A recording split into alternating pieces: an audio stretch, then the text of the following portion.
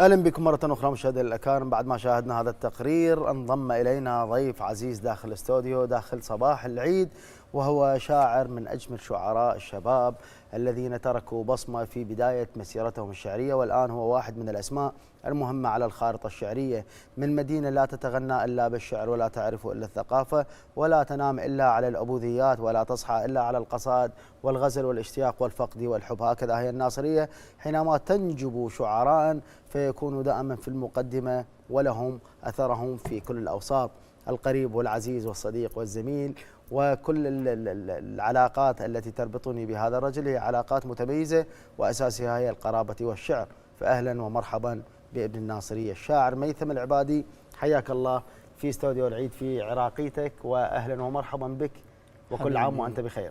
استاذ بادر، كل عام وانت بخير، والساده المشاهدين والكادر الجميل ينعاد عليكم بالصحه والسلامه، والاخت زينب كل عام وانت بالف خير، ينعاد عليكم بالصحه والسلامه، وشكرا لهذه الديباجه، وان شاء الله اكون ضيف خفيف الظل عليكم ان شاء الله. اكيد نورتنا اليوم داخل الاستوديو في برنامجنا صباح العيد. جزيلا النور بوجودك. خلينا بدايه نتحدث مثل ما ذكر اباذر للناصريه خصوصيه عند العراقيين لما تحويه من مثقفين من شعراء لها بصمتها الخاصة. خلينا نتحدث عن طفولتك مع هذه المدينة والذكريات الجميلة اللي ممكن تحملها ذاكرتك إلى اليوم. والله حقيقة هي طفولتي وطفولة كل شخص بالناصرية يتغدى شعر قبل كل شيء قبل كل شيء حقيقة، لأن يطلع يعني يشاهد أمامه الفن والأدب والثقافة، وهو فتترسخ بذهنه تبقى من الطفولة ويتربى على هذا الشيء. يعني كيف كانت الطفولة؟ والله يعني مشاكسة هادئة؟ لا حقيقة يعني هي طفولة بدت يعني صراحة وبدون مبالغة دراسية وأدبية يعني. جميل. أي حقيقة يعني بدون مبالغة يعني. نعم، اليوم ميثم من نسولف عن الشعر بالناصرية، وذكرت جناب الكريم ويمكن المشاهد الكريم يعرف أيضا.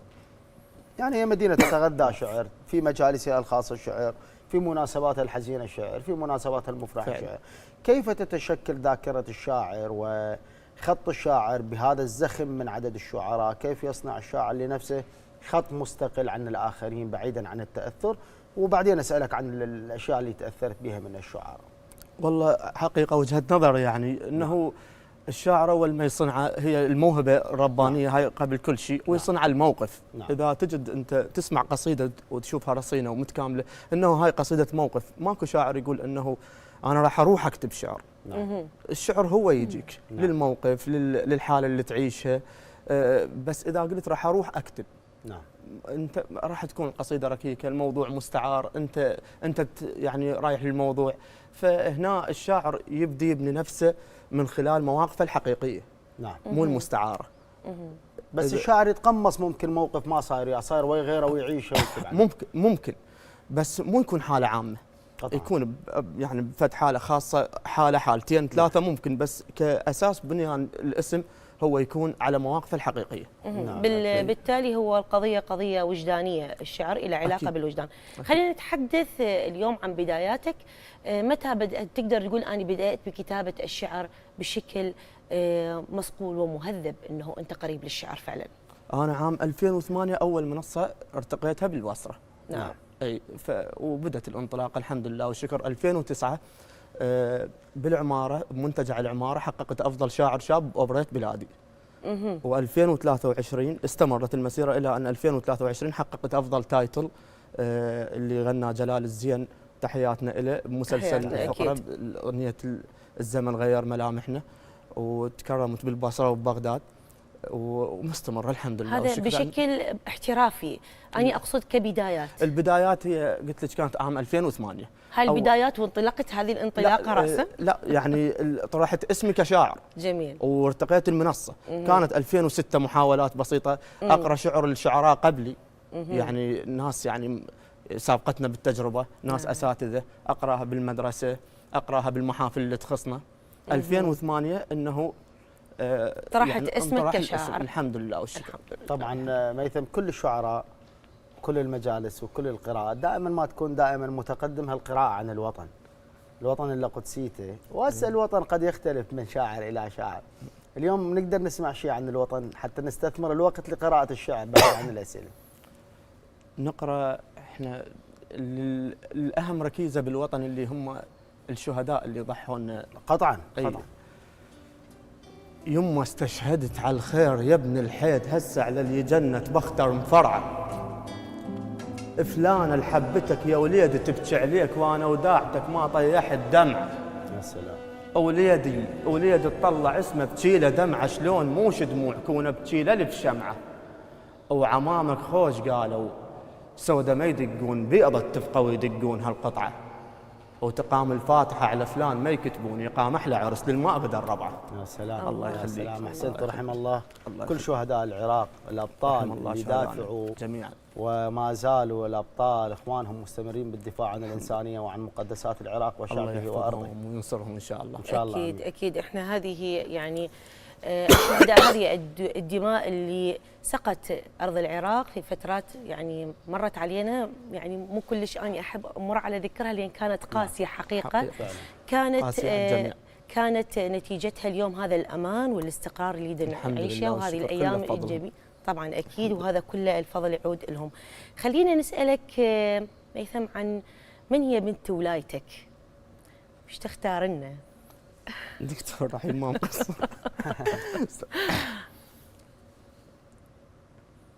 بيك خط رجعه، هذا ما جاءني به بريدهم وهو بانتظار الآن. فقلوا له بكيفك هي ظلت يمك العشرة، ترد ما ترد أنا اللي يمشي ما خسر.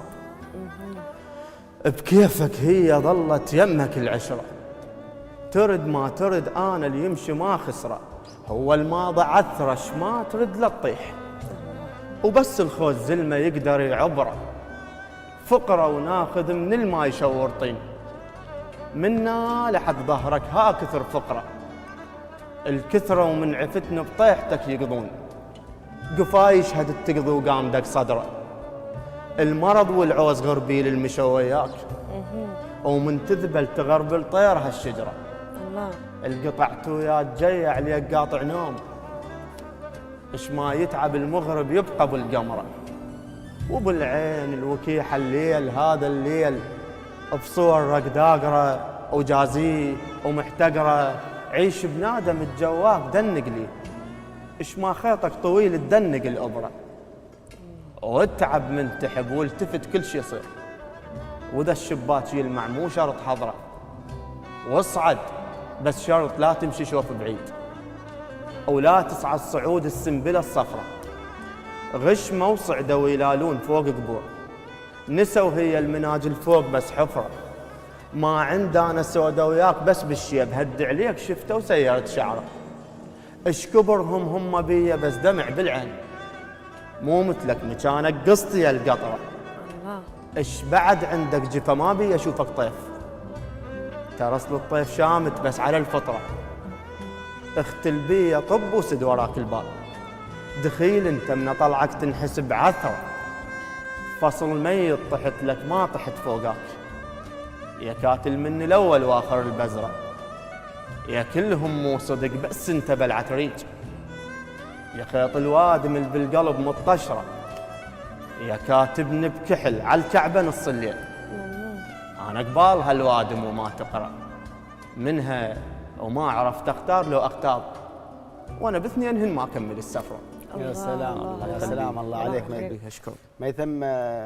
كل بداية شاعر هو يتأثر بمجموعة من الشعراء، بمجموعة من النصوص، بمجموعة من لغة الشاعر الخاصة، حتى تتكون هذه المخيلة، تتكون هذه الخبرة، تتكون قريحة الشاعر، حتى يتخذ خط إلى خاص.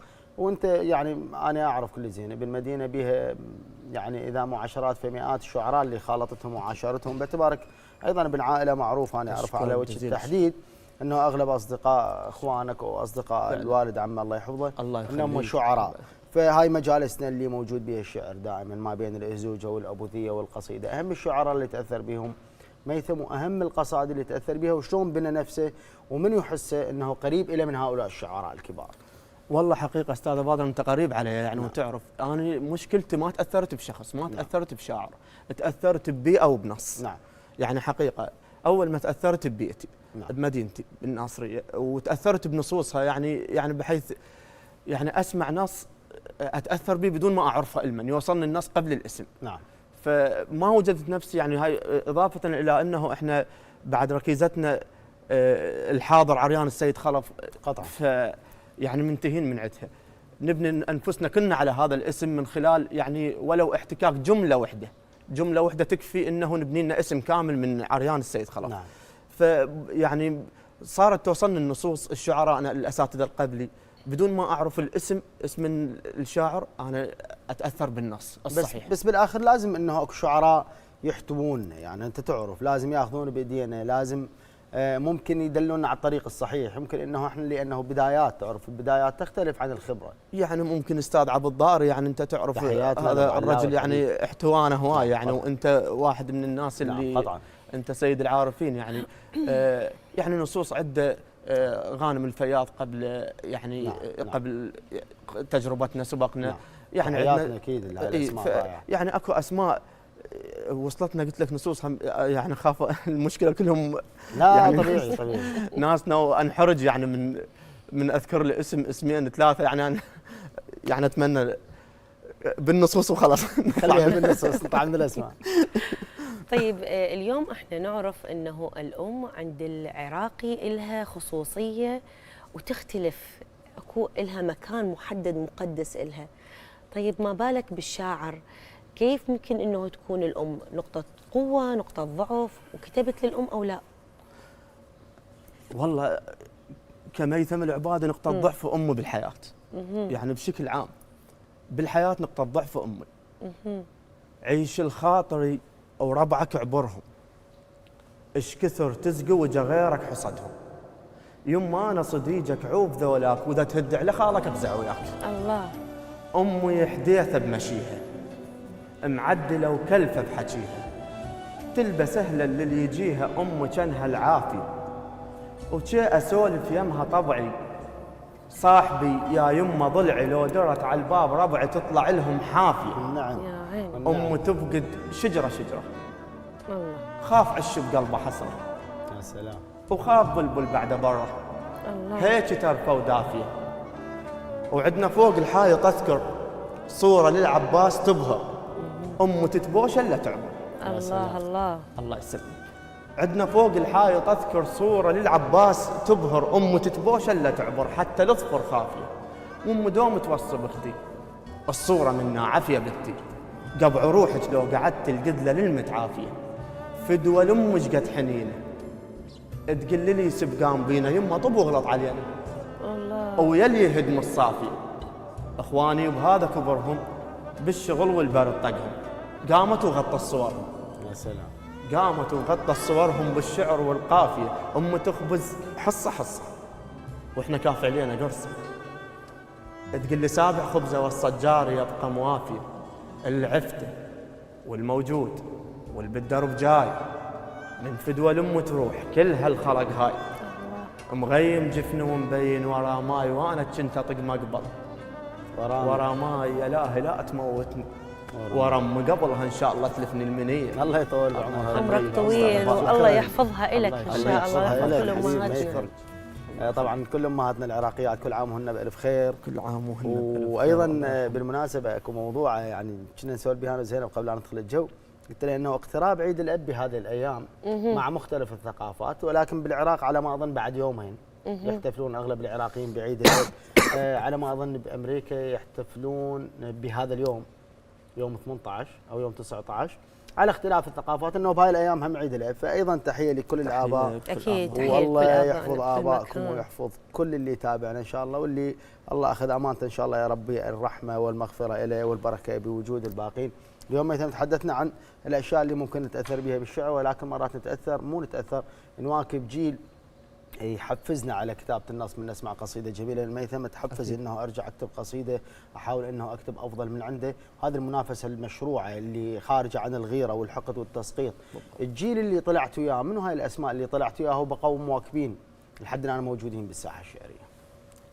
احنا جيل 2008. نعم. احنا كنا اصغر يعني شعراء بالجيل. نعم. وانت واحد من عندنا. انا اكبر من عندكم. لا انت اكبر، يمكن سابقنا التجربه. لا يعني نفس العمر بس فارق 2006 اعتقد. 2007 2008 ونفس الجيل. اي 2008 يعني انت حضرتك الله وفقك والحمد لله والشكر، وهذا وجودك موجود. شكرا زين. احمد عاشور اكيد، علي حسن علوان، الله الله على الاسماء الحلوه فعلا. احنا يعني الحمد لله والشكر بقينا يعني مستمره المسيره، يعني اذكر هاي الاسماء وياك. اكيد ابو في طبعا لحد البارحه انا كنا سويه وتعايدنا، وابارك لاخوي على حسن علوان برنامج الجديد، برنامج الشعري، فان شاء الله يا رب كل التوفيق لهذا الجيل. حافظ لجيلك قصيده انت، واحد من جيلك حافظ له ابيات؟ وخل احفظ قصايدي. مرات يعيبون على الشاعر انه ما حافظ قصائد لجيله، وكانما هي نوع من التكبر او هيك شيء. لا انا ما اتعالى على جيلي ولا ممكن اتعالى على الشعر يعني تماما، قد يكون جيلي او السابقني او البعدي، بس هي هاي حقيقه. يعني انا هسه يعني انجبرت ادخل التليفون على الجديد. خلينا نسمع اللي كاتبه بالتليفون. شو تقولين زينب؟ نسمع اللي كاتبه بالتليفون. يا ريت انا اول مره. من كاتبه لي اياها من عندهن. ها لا مو ما ترهم نعيش الدور خلان، كواريك وتبسط بيها عاقر. ما ترهم نعيش الدور خلان، كواريك وتبسط بيها عاقر. وذا هي الرسائل بيد عميان، على من بعد معقود الضفاير. اللي يضرب روحه يرجع منها خسران، بعد ما داعي يعتز بالسواتر. أنا جبت الشهود وياي قمصان، زليختكم بعد شو تقول باكر؟ أنا جبت الشهود وياي قمصان، زليختكم بعد شو تقول باكر؟ قطع مدقوقة صرنا وفوق حيطان، جنايز بالوفا وعدل الضماير.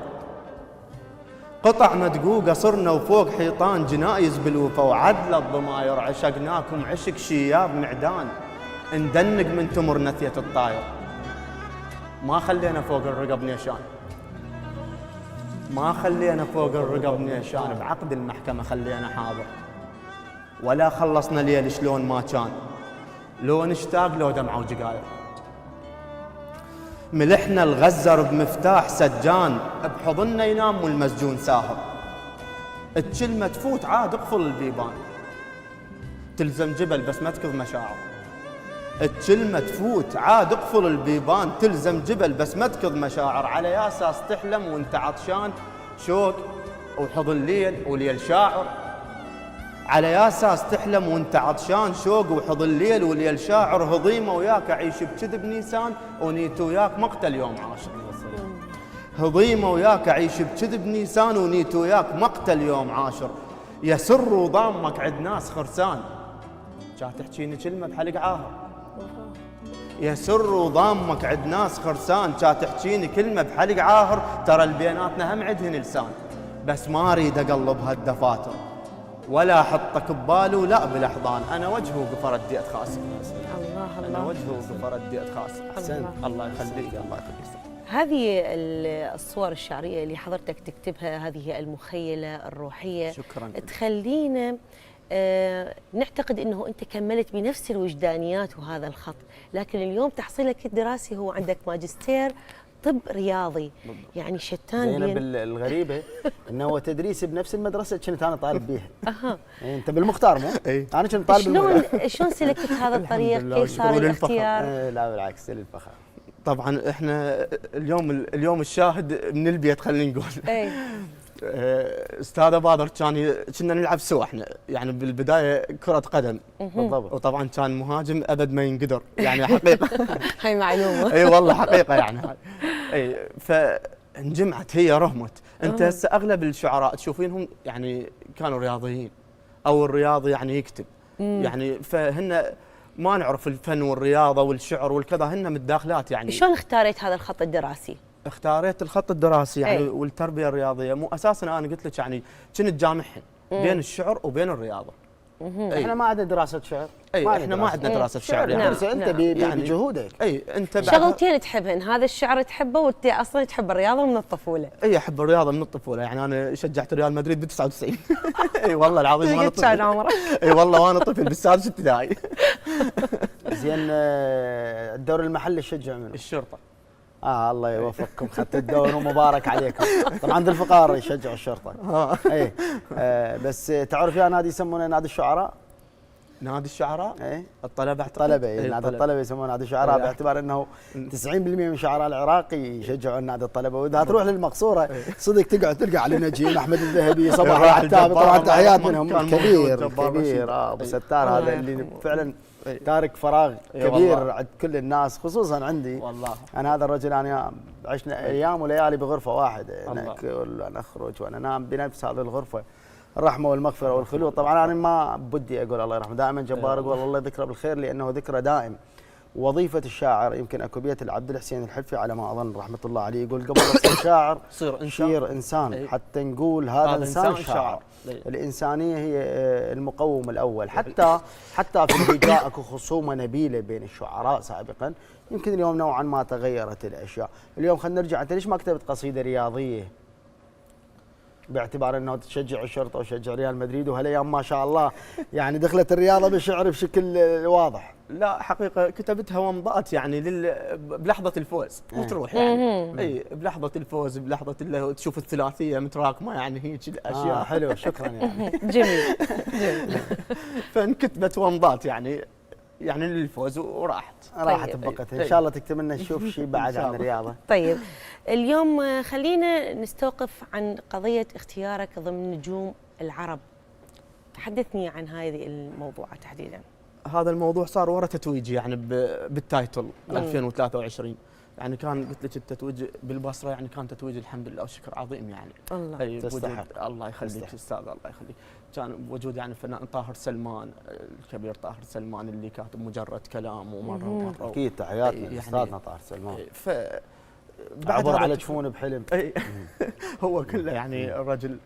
فبعد هذا التتويج الحمد لله والشغل يعني صارت اتصالات وكذا ومنتجين، ويعني تحيه حب للمنتج عصام السبيعي يعني. الرجل كان هو ساعد هذا الموضوع، ومدير الاعمال علي الحليم.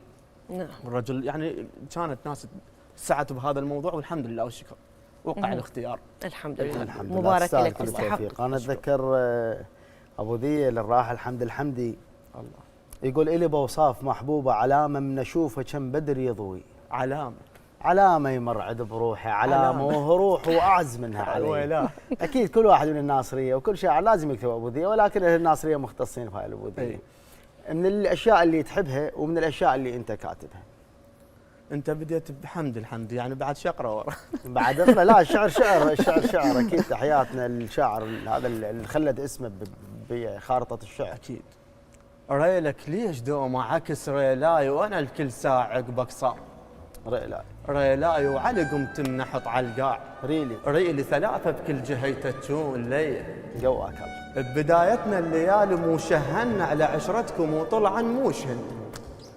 ببدايتنا الليالي مو شهن على عشرتكم وطلعا مو شهن. هذول البلولايه مو شهن غرب وتباوع وتكعين لي. يا يابا ركبت عليه شياكم شادر وطاح قلبه لأن شفتوا شودر وطاح.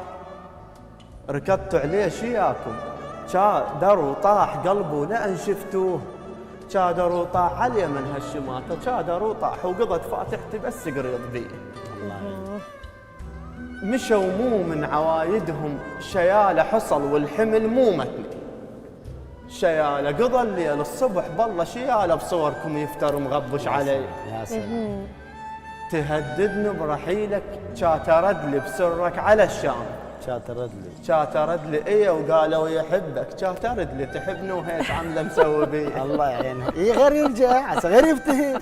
تهددني برحيلك شاترد لي بسرك على الشام. شاترد لي ايه وقالوا يحبك. شاترد لي تحبني وهيك عمله مسوي بيه. نقرأ. انا اقرا لك. يا مال الحج فليه الشطري يقول رفعنا اعلام ودك وانت وين وطحنا بنار هجرك. وانت وين حكينا وياك ثابت وانت وين الحكو لزمه عصا العباس.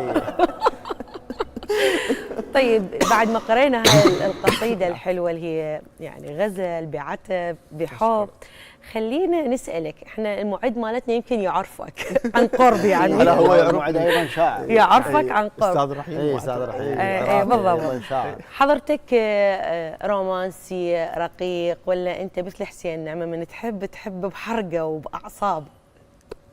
لا يا شيب مو وقتك، واذا بين الزمان ندار. هاي سنيننا تكذب، بعدنا بعينها النصغر. بعد بي انتظار باب كل بيت التسير عليه الحبيبه. وبعد نسمع حكي الشياب الما ياخذ الحبه الواد متشيبه. وبعدنا حسين نعمه اللي يعشق بحرقه.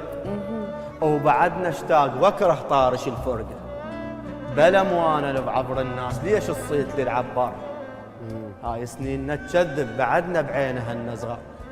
تجاعيد الوجه يا شيب، هاي اكبر دليل انا بعدنا نحل. او ترى كبر العمر مو عيب، العيب بحمد والريل ما كذب. يا شيب وداعتك كل شارع ادخله، من اول درس اشتاق لها للحله. واشتاق الغنى ال70 بعدنا باول المشوار. هاي سنيننا تكذب، بعدنا بعينها النصغار. ببخت رديت وجدامي، احلفك لا ترد يا شيب مو وقتك. وغريبه الروح ونعيمه بالنعزاز خاطر مالهن عندك. الله. وين القى العجوز اللي خذت بالخيره وقالت لي يا سيد ترد للديره. والله. وين القى العجوز اللي خذت بالخيره وقالت لي يا عاشق ترد للديره. اريد اتباصر وياها واقولها لقيت خال الدار. هاي سنيننا تكذب، بعدنا بعينها النزار. بعدنا صغار. وانت بعد حكم رومانسي لو بعدنا باول المشوار. هي كلمات الشاعر الكبير الراعي الكريم العراقي اللي هو اخ المعد رحيم العراقي، دكتور رحيم. نعم. دربك عيد مهما بعيد، شارع شارع امشي وارسم صور ومواعيد واعزفها واغني لك. مو هيك؟ انا اليوم محظوظ لان انتم تقدمون الحلقه. يا عم انا ضعت بنصكم، ناصريه بناصريه واثنينكم شعراء. لا هذه الاستاذ الكريم الشاعر الكبير كريم العراقي رحمه الله عليه. اليوم خلي نسولف من اول واحد عايدك، من اول واحد عايدته، من اللي ما عايدك وافتقدته. الما عايدنا وافتقدته والله البارحه حقيقه يعني. نعم. نبدا بالما عايدنا وافتقدته. البارحه عصرنا الليل وجيت اتنازل بس الحمد لله والشكر عدت عدت الحمد لله الحمد لله. اول واحد عايدك. اي والله. وبعد الوالده تدري يعني انت الله يطول بعمرك. هسه انت جاوبتني على سؤالي. هسه انا هسه مثلا انا سال على مودي يقول لي امي اكيد غير وياك بالبيت. لا انا لا غير سؤال. هسه هو جاوبني على سؤالي اللي قبل شويه ما جاوبني قصيده. زين مو عبره تحاول يعني بالدبلوماسيه عبر اسئلتكم اللي اليوم انت اول واحد عايدته منو؟ اول واحد عايدته؟ لا تقول لي من العائله، هاي العائله هاي 200. لا يعني والله حقيقه انسان ما يستحق يعني وعاد. ما يستحق. هاي غير الحقيقه. زين هذا اللي عبرته كاتب له شيء؟ العصرن البارحه. اي والله خوش دخول العصرن البارحه. والله حلوه. ما كتبت شيء زين؟ يوميا اللي بحبك واهس اول يوم، وانا اول بشر ما يعتقي بعشقه. يا المبسط هلا الكل رايح وكل جاي شاحضنك شماله وياي بالملقى. خايب اطول بالحديث البي ومر طاريك، السوالف على العزيز توخر الخنقه. وعلى انت والعزيز ايش ما تخونه هواك. الله. يا حق ويا فشلت اللي ينوخذ حقه. امشي وياي طول بطول وايد بايد، وشوف ايش كثر نلقى قلوب محترقه. الماها والفراق مبين من يروح، يعثر بالمشي ويتلفت بحرقه. ايش قده هو العشق بس خايف من اللي يا ما زلم طاحت من ورا الفرقه. بالله الكريم. ايش قده هو العشق بس خايف من اللي يا ما زلم طاحت من ورا الفرقه. القاع خلفتها للفلاح، المناجل مو خوالع اليمن مسبب. القاع خلفتها للفلاح، المناجل مو خوالع اليمن مسبقه. التعبان على ولفه شماله شابع ضيق، وليش براحه عاشت جايبه بصبقه. شو صار الملح هالوقت ما يراط، وادم بالحجايه الماسخه معلقه.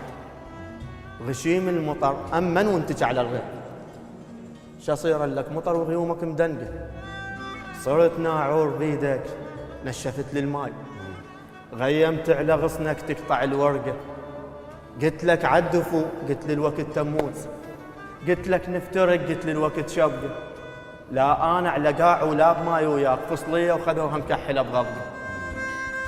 دخيل وشيخ كانت هيك نيت وياك، وين محسب لها تخون التبقى؟ يا بنيه يا بنيه السوالف روج وانا الراق، بس مشتاق لاقيني بسهم بسيوب، بس المهم لاقيني.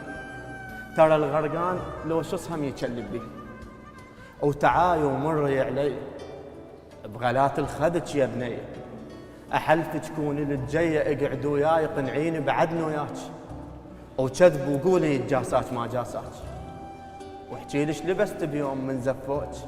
انا لابس شكل طميه للعباس من زفوك، وانت لبست وين الياس؟ خايبه ما ابري الذمه تصفق بعرسك، ولا ابريها ذمه لعدلت لبسك. يا بنيه الغدر مطلوب بس للي يغدر اللقمه. يا بنيه انا زلمه وياك خالف حتى وعد امه. فشله على البلم يتباهى خلصها، بوادم ترفس بقلبه ويوصلها. فشله على البلم يتباهى خلصها، بوادم ترفس بقلبه ويوصلها. كذب علي قل لي نرد يجوز، الكلمه الدافيه تعادل شهر تموز. اي والله ده كذب علي قل لي نرد يجوز، الكلمه الدافيه تعادل شهر تموز. القمر من يحكي بزوج ما ينطبيه الليل. يا بنيه اليزام بدوم صدق بولفه شد الحيل. هاي خوالو ليد اخوتك كانت امنيتي، وام تصيح لك عصريني يا بنيتي. عرست بس هيهات من قلب ذبها، بل كترجلها يموت والنوبه حبها. هاي يما جيتك حيل مالوم، يما انت خوش صويح بيدوم.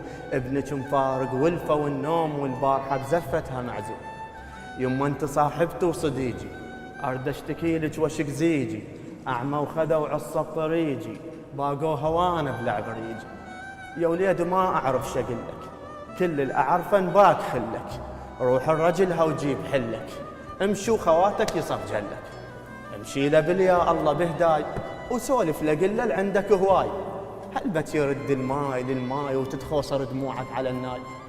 لا يما مو قد هانا عرفي، شمشيله مو قد كلمه كلفه. هو لو ما عين صلفه ما اخذ ولفه وعاف ولفه.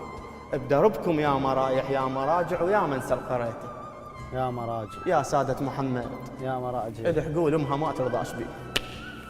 خسي تروح لك فدوه. فدوه اروح لك. طبعا ضيف عزيز ميثم العبادي، الشاعر الناصر الجميل والشاعر الرائع بكل تفاصيلك وطيبه قلبك واخلاقك وشعرك ايضا. فدوه اروح لك. شكرا جزيلا نورتنا اليوم في برنامجنا. شكرا لحضرتك الست زينب وهذا الكادر الجميل. اشكركم جزيل الشكر، وشكرا على هاي الحفاوه. يعني بحقيقه ما حسيت بالوقت، انا ما حسيت بالوقت والله احنا بدنا ان الوقت معك جميل. الله يخليك. يعني شكرا. ملتزمين بالاشياء. نعم شكرا لك. نعم.